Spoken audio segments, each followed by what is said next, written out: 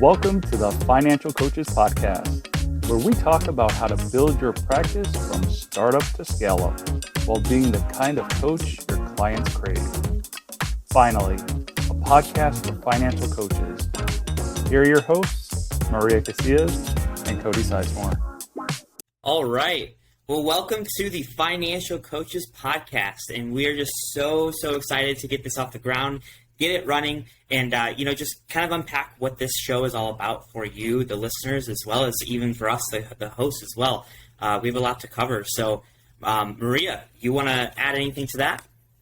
I just want to double down on the excitement that we have. I mean, we're so excited to bring this podcast to coaches, by coaches, especially in the financial coach world. It just seems like its own little unique niche. And so I'm excited that we're able to do this. That's it. Absolutely. So I think that for the first episode, we should kind of just give the listeners an idea as to what the show is all about, why we're doing it, how it even came about, as well as telling them our own personal stories, because I think it's important for the listeners to know who's speaking, where we come from, and what we're trying to accomplish as well. Absolutely. So as far as the story is how the podcast came about, I'm going to let Maria go ahead and tell that because, it kind of originated through a little bit of a weird conversation that we had. I saw something that she was doing, and I was like, well, I want to do that too.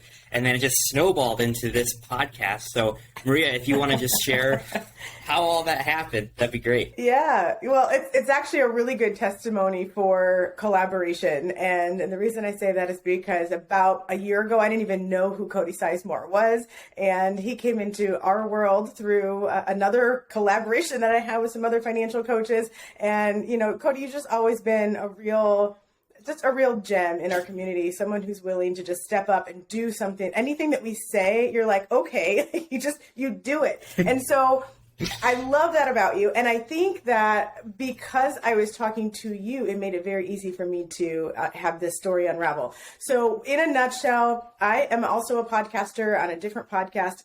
And in our community, I had offered for people to share how they were stretching themselves in that particular month. I personally had stretched myself by asking to be a guest on other people's podcasts, and Cody saw that in the community and thought, you know what, I'm going to do the same thing, just in Cody Sizemore style. So he asked me if he could be a guest on my podcast. I said, absolutely, I would love that. And then we kind of got to talking about why he was looking at podcasts in general. And he told me, you know what, I've been kind of on the hunt for a financial coaches podcast, and I really haven't been able to find one. And so I just said, well, let's do one. And he's like, okay. I should have known who I was talking to and that you absolutely were going to jump in on that. But it did take me a little bit by surprise because not everyone would say okay to that. And it just got me to thinking, you know what, we have the means, we have the time, and we have the value to bring to other coaches. So why not? So that's how this was born. Yeah. And to kind of double down on that, I absolutely am an opportunist. Anytime that I think that I can do something that's going to help push me forward or help someone else, I'm just like, yep, let's do it. So when she hit me with that, I was actually kind of taken aback at it at first. At first I thought it was a joke. And then I was like, well, if it's not a joke, I'm going to just say yes and see what happens. And here we are. So like she said, I've been searching for this type of podcast for well over a year, I would say. And with me searching, I was looking for something that was going to help financial coaches specifically, and in particular, help them build certain areas with their coaching. So the business side of coaching, helping be the best coach for their clients as well, and also really focusing on the mindset of the coach themselves. So, the good times, the bad times, and everything in between, that's something that I think is really important, especially if you're doing this alone. A lot of us are solopreneurs, and I think that's really important to have that kind of support system and know that you're not alone in it. Like I said, I was searching for a long time, and I had found a couple episodes here and there that pertain to this topic, but it wasn't anything like a go-to show. It wasn't anything I felt confident in, and I can tune in weekly and I can find what I'm looking for. So now we're presenting this to you, and I'm hoping that you get as much value as we are. So I think that's cool. And I'm so glad that you said you could find a few episodes. I'd venture to say you could probably even find a few podcasts out there that touch on the business side of coaching, on the coaching side of coaching, and even on the mindset side of coaching. But to bring them all together, that's where the secret sauce is going to be, I think. So I'm glad that we're able to do that. Yeah. So Cody, tell us a little bit about just your story in general, and how did you come into this whole financial coaches the financial coaching world in general? Yeah. So my story is a little bit different than most, I would imagine, because I come from an industry that's pretty disconnected from finances. And that industry is the music industry. So it all started when I had just graduated high school, and I basically looked at my best friend at the time and just said, hey, we both play guitar. And I was like, hey, do you want to start a band and tour the country? And he was like, yeah.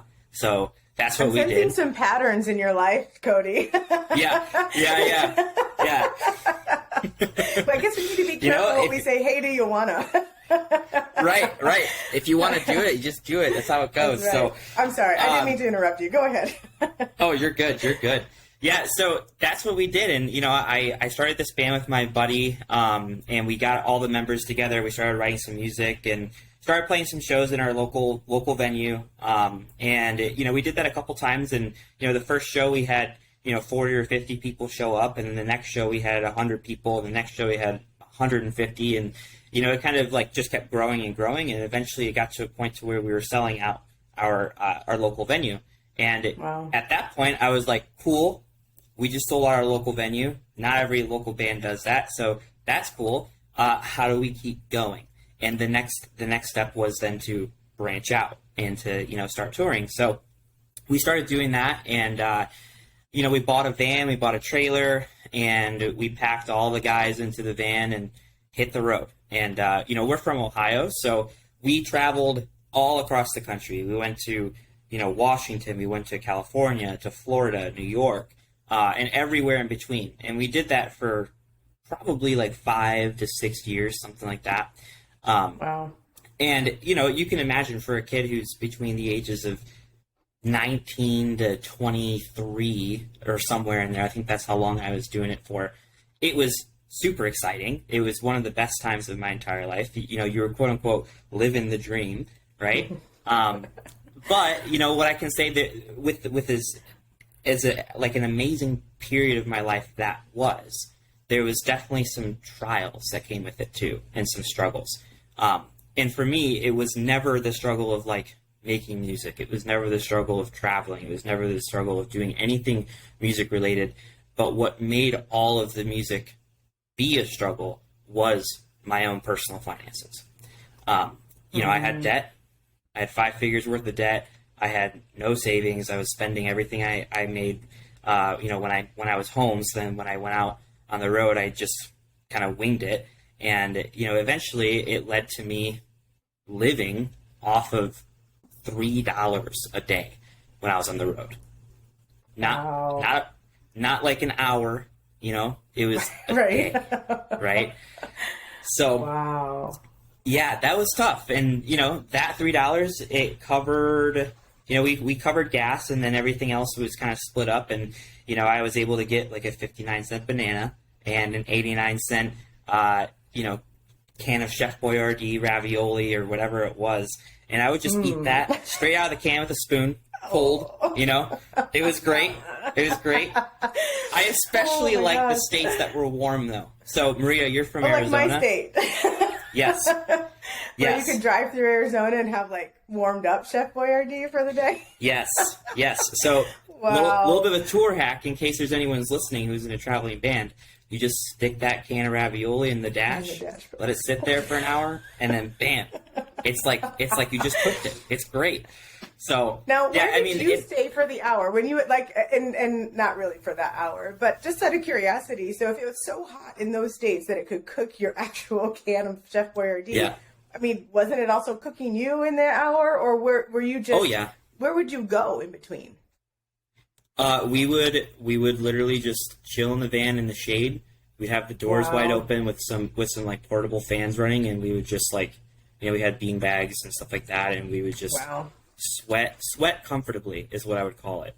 So, I've heard a statement, and I'm probably going to screw it up because it's not written down for me, but it's something along the lines of creativity is what happens when you have to find a solution where if you had money, money would be the solution. And I know I'm screwing that up, but basically it says if money were the solution and you just don't have money, then we have to get creative, right? We have to get scrappy. We figure things out. And what you just said was you didn't have any money. So anything that would have been a cost for you, you figured out a way to do it without it. So kudos to you for that creativity. That's amazing. Yeah. Well, thank you. I appreciate it. But, what I can say about that is that it was cool for a while.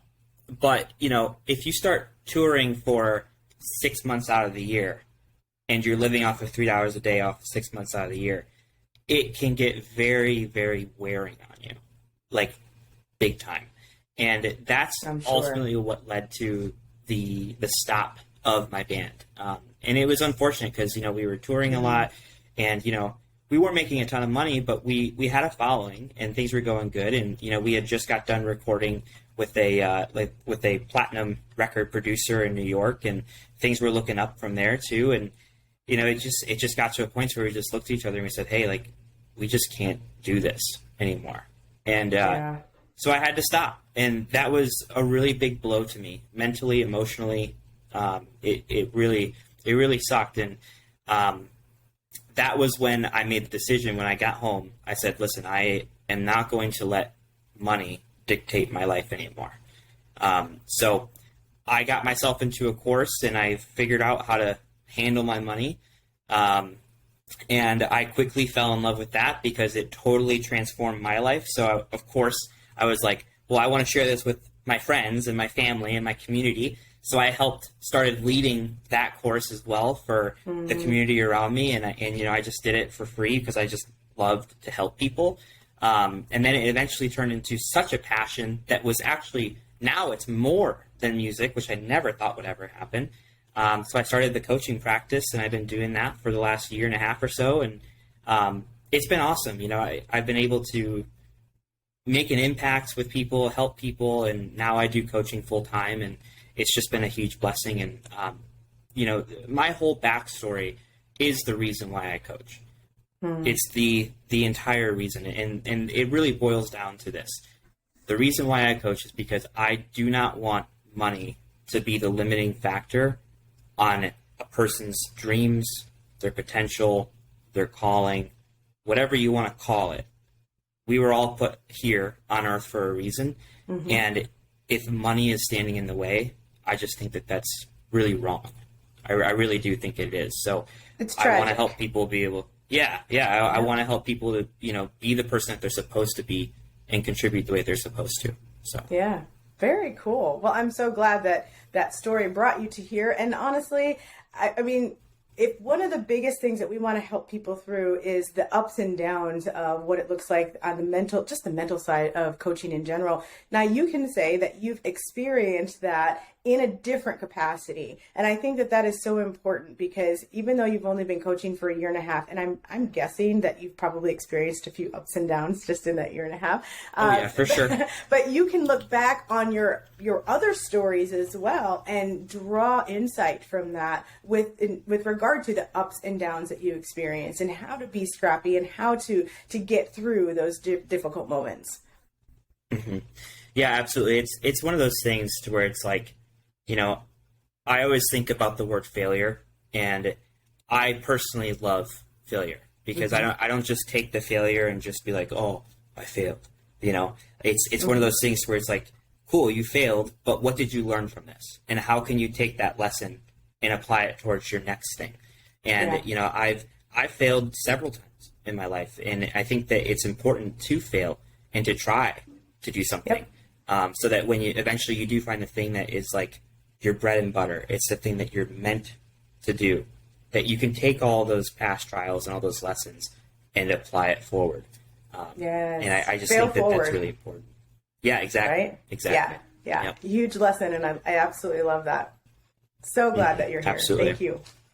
Yeah, no problem. So why don't you tell listeners about your story as well?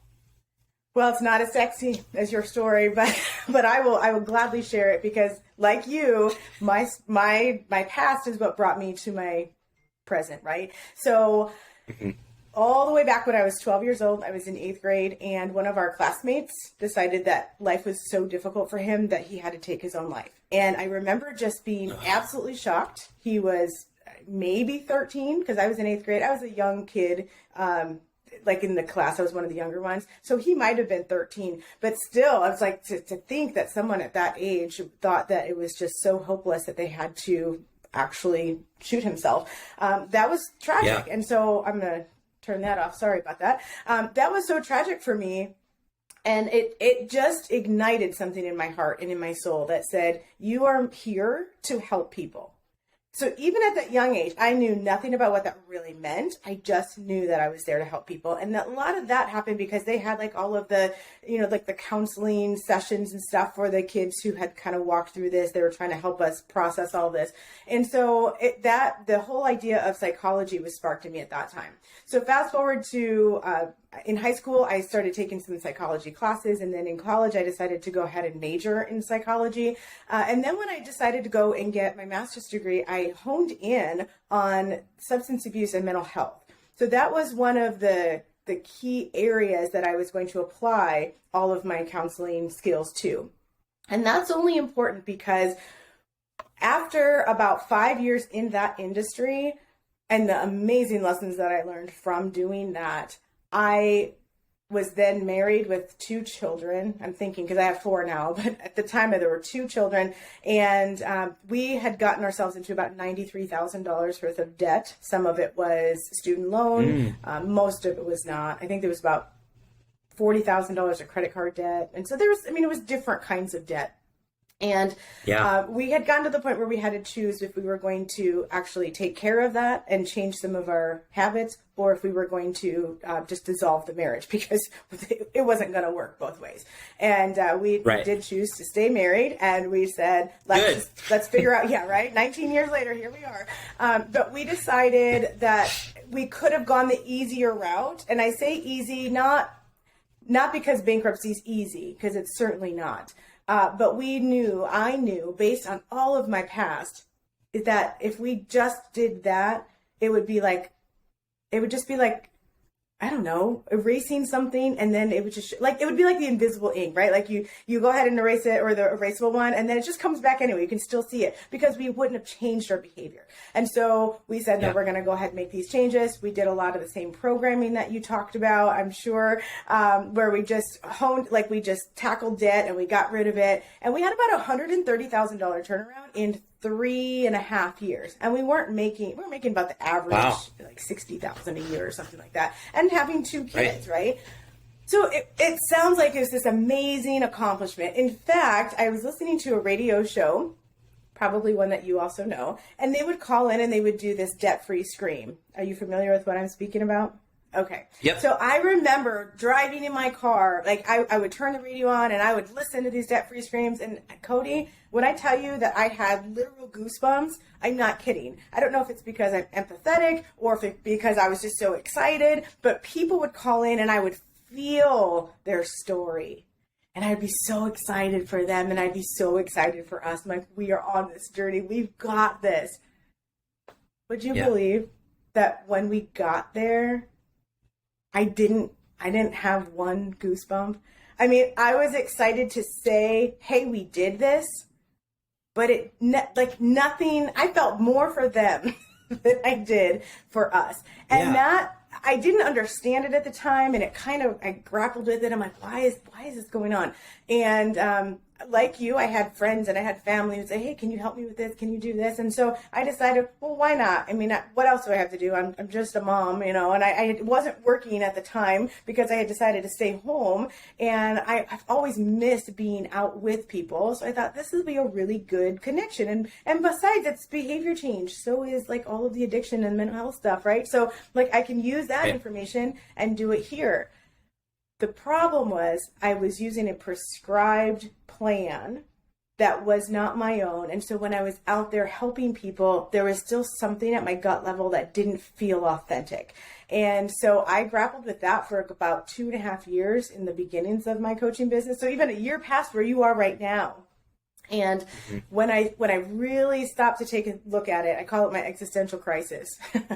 I realized that the reason I didn't feel any fulfillment before was because when we were going on that journey, it was a journey to a goal. It was not a journey to who we wanted to become. And so we weren't really paying attention to who we were becoming in the process. And it was all based on numbers. And that was the biggest feedback we had gotten. Yeah, well, that's really, really powerful. It's not, I think that we as coaches or, even our clients sometimes, they think that the numbers are all what matters. And at the end of the day, it's actually a very small portion. So, if you wouldn't mind, I am curious to see if you could unpack that a little bit more. Oh, yeah, sure. For us, when we were not, how do I unpack this for you in a succinct way? Let me say this. As a coach, part of what didn't feel good for me is that back in the days of counseling, I knew that what was making me a very good counselor was my ability to meet someone where they were, to not have this prescribed thing that said, here's how you get out of your mess, right? It was to listen to them, to listen for understanding, not to listen to respond. And so when I decided to start doing that with clients, then I felt like I was becoming more aligned with what I knew was the right approach, right? And also I started speaking differently. I said, let's not focus on this number. Let's actually focus on who you are becoming. So if you want to become somebody who is an investor in your future self, that's different than somebody who's not able to spend money. Right? I don't want to get stuck in this scarcity mindset. I want to actually be able to be abundant and have that intentionality that goes along with it. So that, for me, that was huge. For my clients, that was huge. And what I started to find out was that for financial coaches, that was a very important missing piece, because so many financial coaches come into this industry with this prescribed plan. And usually the prescribed plan is just the plan that they went through to get out of their own mess, right? So it doesn't even have to be the same one that you did or the same one that I did. It's just this idea that, hey, this is what I did to get out of this mess, and so I'm going to prescribe this to you to get out of your mess. And we forget about the human person that is in there, right? Personal finance needs to be personal. That's right. And so we as coaches, especially, it's one of the things that I found just for myself was I want to help other coaches understand not just the importance of meeting someone where they are, but truly knowing the skills how to do that. Because listening for understanding and to reflect back is a skill that not everybody has. And it's not one that is required to be in this industry. And so I'm just really excited to be able to help people along the way. And I think that what they're going to find is that once they can figure some of that out, then they're also going to be able to do what I did and figure out who they are as a coach, right? Because they're going to start to go, I don't have to do this prescribed thing. And so then it gives them permission to mold themselves into the coach that they actually want to be. And that was huge for me. Yeah. What I like about your story and the way that it kind of unfolds and blossoms is that you really do put a strong emphasis on figuring out who someone wants to become. And that's not with just your clients, but also with yourself and, your own coaching practice, as well as the other coaches that you work with too. And I think that that's really, really important. I think that, when we think about results, whether it be for us as coaches or the clients, it's not just about the numbers. It's just not, that's only part of the battle. And I think that if you were to get those results and you'd be like, I got the results. Well, that's cool. That's great. Like, good job. But, I would venture to say that if you don't have that fulfillment and you don't have that real growth, and you don't have that transformation and that journey to, wear as a badge of honor or whatever, be a part of you, then you're more than likely going to fall back in some way. Yeah. And I think that's important for the clients. I think that's important for us as coaches, is to really understand that and to not make everything about just the numbers. Yeah. The results are very, very more than just the numbers. It's about the transformation that comes with it. Absolutely. And if you're so fixated, like I was, that's the thing. I was so fixated on this debt-free idea, right? And then I transferred that into a number. But being debt-free wasn't something that at my core mattered. Like if I died tomorrow and I'm not debt-free, is it going to make a difference?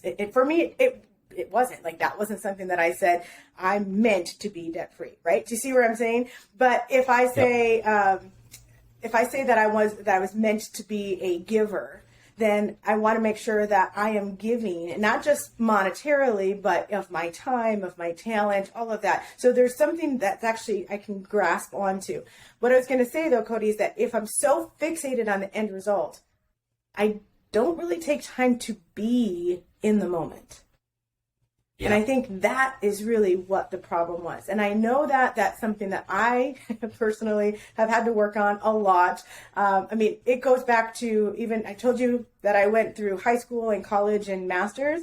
What I didn't tell you is that when we were at the high school graduation and everyone's throwing their hats in the air and they're all excited and everyone's like, what great accomplishments. Do you know what went through my mind? Yeah, there's something different ahead. There's something bigger. I'm already accepted into a college. I already know what that's it. So that's the goal. Same thing with my college graduation. I had already enrolled into a master's program directly out of college. And so I did not take the time to just enjoy the accomplishment of what had just taken place. Yeah. I think that is a huge problem with a lot of people who are either entrepreneurs or just high achieving people as a whole, right? And I think that's a reason as to why there's so many, quote unquote, depressed rich people, is because they don't have that fulfillment and they don't enjoy the journey. And, so if you think about it, say you're a business owner and your first goal is like, okay, I'm going to hit $100,000 a year. Then you get that and you're like, sweet. Now I'm going to do 500,000. Then you get that and you're like, cool. What's next? $1 million. Awesome. What's next? 2 million. Awesome. What's next? 5, 10, 100, right? And if you just keep upping the ante, that's good in a way because it helps push you forward. But you eventually get to this point where you're making possibly millions and millions of dollars, but you just feel empty. Right. And it's really, really, it's tragic. It really is. And I think that it's very important to live in the now, but plan and execute for the future. Yep. It's easier said than done. I know. But I think it's very, very important. And I'll admit, I struggle with this myself as well at times, and, more often than I would like to. As do our listeners, I guarantee. Yeah. Because because the people who are listening to this right now are high achievers. They wouldn't be in this field if they weren't high achievers. And so absolutely.